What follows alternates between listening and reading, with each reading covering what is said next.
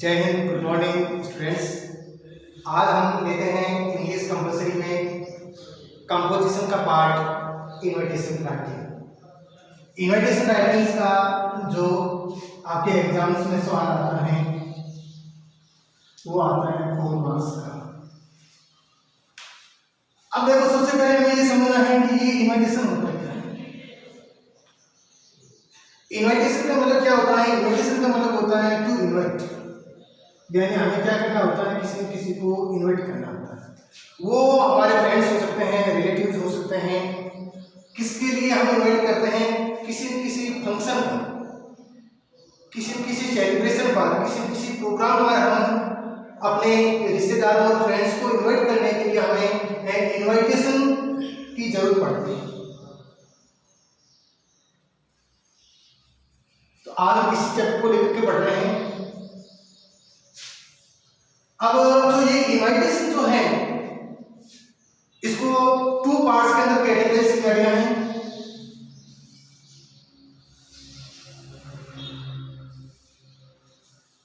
एक है फॉर्मल और दूसरा है इनफॉर्मल।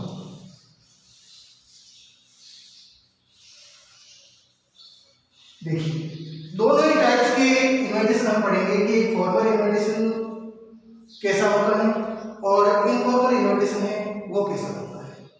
इसके साथ साथ में हम और भी पढ़ेंगे कि इन्विटेशन कैसे लिखा जाता है, फॉर्मल इन्विटेशन और इनफॉर्मल इन्विटेशन कैसे लिखा जाता है। इसके साथ साथ में हम क्या पढ़ेंगे, इनकी रिप्लाई पढ़ेंगे।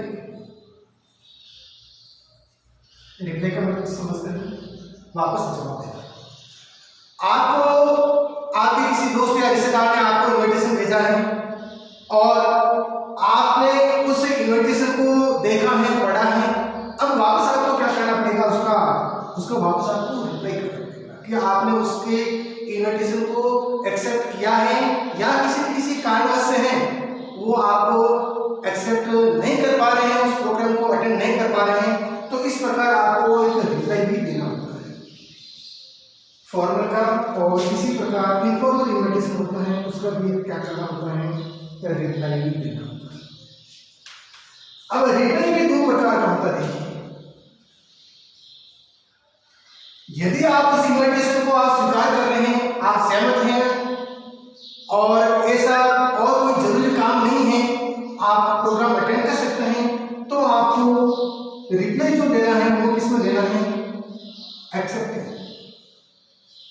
क्या करना होगा, आपको एक्सेप्ट करना, स्वीकार। आपको इसे लिखना होगा कि हाँ, मैं इस प्रोग्राम को अटेंड करूंगा।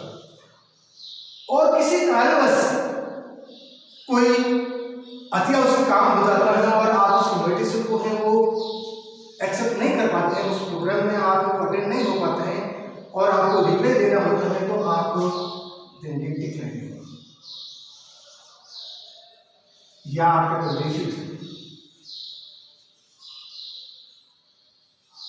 तो इस प्रकार से ये रिप्लाई भी हम 2 प्रकार से दिया जाता है, ये भी हम पढ़ेंगे। इसमें भी ये सेम है।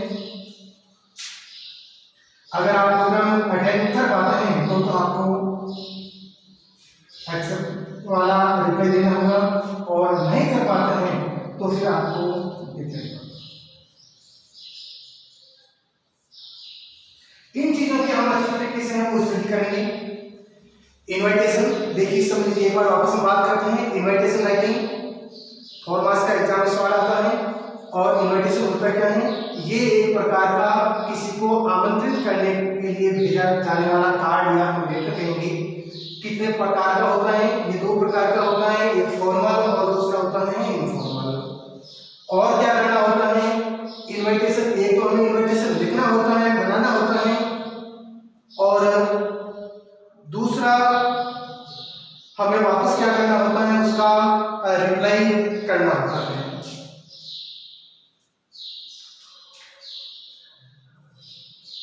तो इस प्रकार से इसको हम अच्छी तरीके से समझेंगे, किस प्रकार से है वो इन्विटेशन बनाया जाता है और किस प्रकार से वापस इसका है वो रिप्लाई किया जाता है।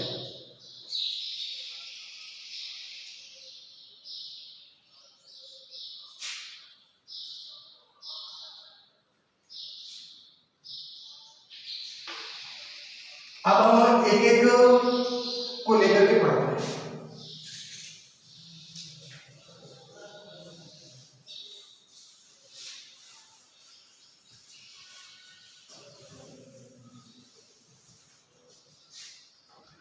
अब लेते हैं पहला फॉर्मल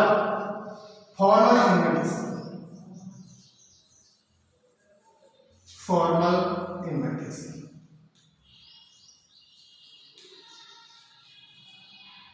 फॉर्मल इन्वर्टेशन कि एक फॉर्मल इन्वर्टेशन है उसको किस प्रकार से वो ड्राफ्ट किया जाता है, फॉर्मल इन्वर्टेशन को किस प्रकार से लिखा जाता है। देखिए बच्चों, फॉर्मल इन्वर्टेशन जो होता है वो इनफॉर्मल इन्वर्टेशन से थोड़ा डिफरेंट होता है। किस रूप में डिफरेंट होता है? सबसे पहले तो ये जो फॉर्मल इन्वर्टेशन होता है ये थर्ड पर्सन में लिखा जाता है। थर्ड पर्सन प्रोनाउन में लिखा जाता है, यानी ही सी दे का इसमें को हम यूज करते हैं। फर्स्ट पर्सन और सेकंड पर्सन का इसके अंदर यूज नहीं होता है। आई, बी या यू, अस, मी, इस प्रकार के फर्स्ट या सेकंड पर्सन का इसमें यूज नहीं होता। एक तो इस बात का ध्यान रखेंगे कि जो फॉर्मल इन्वर्टेशन जो होता है उसमें है वो थर्ड पर्सन प्रोनाउन का यूज करते हैं। दूसरी इसकी जो लैंग्वेज होती है वो भी क्या होती है, एक फॉर्मल ही होती है। फॉर्मल ट्रेडिशनल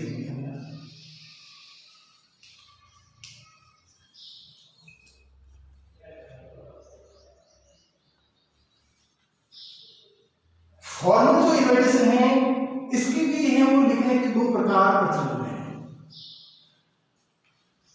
एक तो क्या होता है आजकल जिसको हम कहेंगे प्रिंटेड, एक तो प्रिंटेड जो इन्वर्टेशन है वो आता है, ठीक है। और दूसरा इसमें आता है एक हैंड रिटन।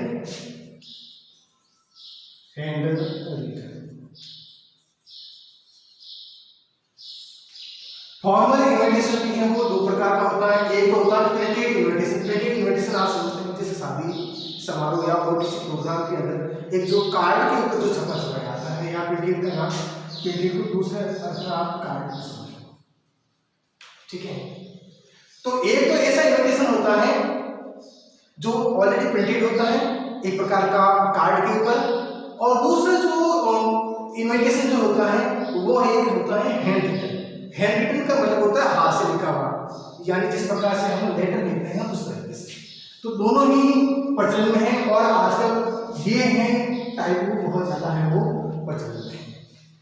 अब फॉर्मल जो इन्विटेशन है इसको लिखने का फॉर्मेट हम देखते हैं कि किस प्रकार के फॉर्मेट में है इस फॉर्मल इन्विटेशन को लिखा जाता है।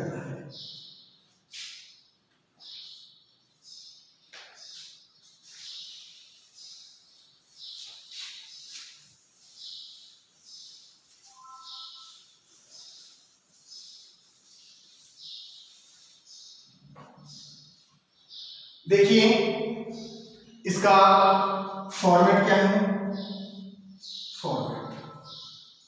फॉर्मेट का मतलब होता है एक प्रकार का प्रारूप। इसी प्रकार इसको बॉक्स में रखेंगे।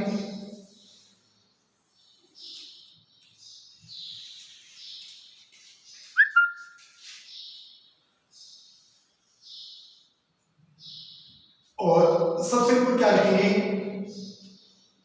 होस्ट,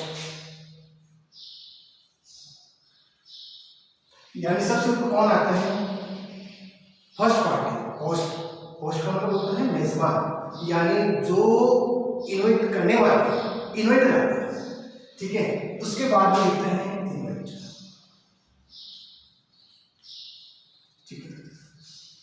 सेकंड पे गेस्ट, ये होस्ट किसको इन्वाइट करेगा, होस्ट में से किसको इन्वाइट करता है, गेस्ट को, सेकंड पार्टी, ठीक है। सबसे पहले होस्ट इनवाइट करता है किसको, गेस्ट को। उसके बाद में क्या लिखेंगे, उसके बाद में लिखेंगे इवेंट। किस इवेंट पर है वो उसको इनवाइट करता है, उस इवेंट का नाम लिखेंगे। शादी का प्रोग्राम है, या कोई बर्थ एनिवर्सरी है, मैरिज एनिवर्सरी है, या कोई रिटायरमेंट का प्रोग्राम है, या और किसी कोई शोरूम आदि का इनॉग्रेशन का प्रोग्राम है, जो भी है उसका इवेंट का हम वो नाम लिखते हैं। उसके बाद में क्या लिखते हैं, डेट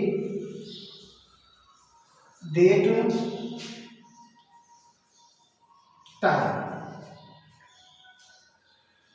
उसके बाद में वेन्यू, वेन्यू का मतलब होता है प्लेस, स्थान का, जगह का। ये देखो ये फॉर्मेट ध्यान रखना है, ठीक है।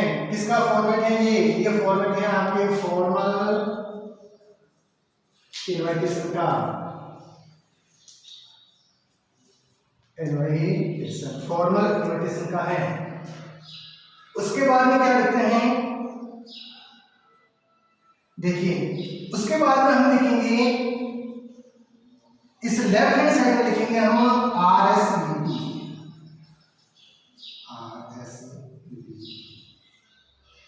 ठीक, अब देखेंगे कि ये RSVP क्या है। ये एक फ्रेंच टर्म है, फ्रेंच लैंग्वेज की एक फ्रेज है, फ्रेंच लैंग्वेज की एक टर्म है, जिसका मतलब होता है इफ यू वांट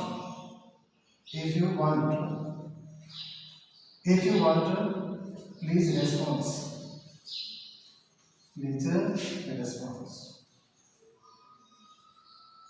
समझ रहे, ठीक है। RSVP का मतलब क्या होता है, एक प्रकार की फ्रेंच लैंग्वेज की टर्म है, उसकी फ्रेज है, और जिसका मतलब होता है इंग्लिश में, इसका मतलब क्या होता है, if you want please response. अगर आप चाहते हैं तो आप उसका जवाब दे सकते हैं, उसके आप रिप्लाई कर सकते हैं। और ठीक इस RSVP के नीचे हम क्या करते हैं, एड्रेस लिखते हैं, एड्रेस और कॉन्टैक्ट, एड्रेस और कॉन्टैक्ट लिखते हैं। इसका जो पार्टी है वो इन्वाइट करने जा रही है। इस तरह हम लिखते हैं with the best compliment, with the best compliment.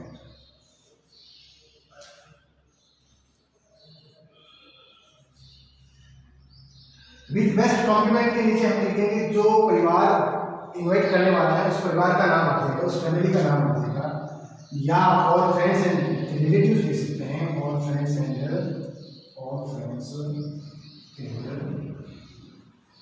Relatives भी लिख सकते हैं। यानी इस प्रोग्राम के अंदर है वो कौन कौन जो स्वागत करने वाले हैं, अभिवादन करने वाले कौन से हैं, वो यहाँ लिखने चाहिए। और फ्रेंड्स एंड रिलेटिव्स लिख सकते हैं, या इस पार्टी वालों का नाम भी लिख सकते हैं आप, या जैसे भी लिख सकते हैं, ये जैसे कोई भी फैमिली है तो उस फैमिली का नाम लिख सकते हैं। तो बच्चों ये है एक फॉर्मेट है जो एक फॉर्मल इनविटेशन को ड्राफ्ट करने का, ठीक है। सबसे पहले क्या लिखेंगे, host, invite, guest, event, date, time, venue, इस तरफ RSVP लिख करके उसके नीचे है वो एड्रेस होगा किसका, जो इनवाइट करने वाला है। और इस तरफ लिखेंगे विद बेस्ट कॉम्प्लीमेंट फ्रॉम, आगे फ्रॉम लिखेंगे, विद बेस्ट कॉम्प्लीमेंट फ्रॉम, और नीचे इस फर्स्ट पार्टी का नाम है।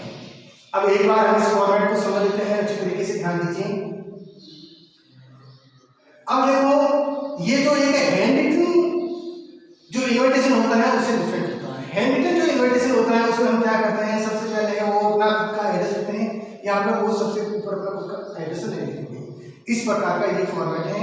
तो इस फॉर्मेट को मद्देनजर रखते हुए हम नेक्स्ट आगे की वीडियोस में है क्वेश्चन को सॉल्व करेंगे। इस प्रकार के इनविटेशन को हम किस प्रकार से ड्राफ्ट करेंगे उसको समझेंगे। इसमें इतना है। धन्यवाद।